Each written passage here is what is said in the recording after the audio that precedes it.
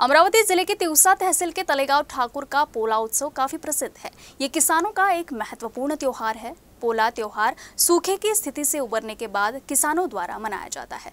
इस बार भी यहाँ पोला के अवसर पर विविध आयोजन हुए। अपने देश में हर एक त्योहार का विशेष महत्व है। सभी त्योहार कुछ न कुछ संदेश देते हैं।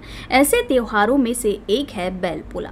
किसानों के साथ और कृषि कार्य में सबसे अधिक योगदान देने वाले बैलों के प्रति आभार प्रकट करने के लिए ये त्योहार मनाया जाता है।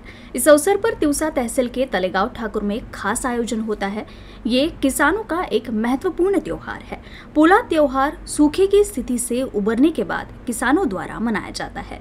बैल भगवान शिव के वाहन और किसानों के भी मित्र है।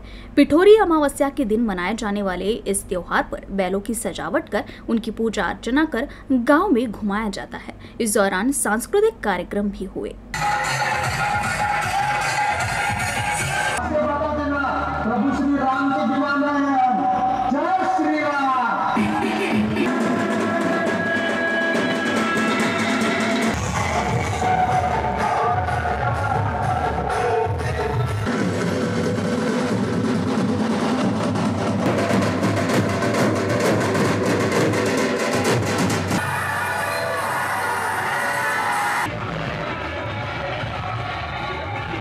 गावामध्ये 200च्या वर जोड्या आहेत। प्रत्येक शेतकरी आपल्या उत्साहाने त्याची सजावट करतात।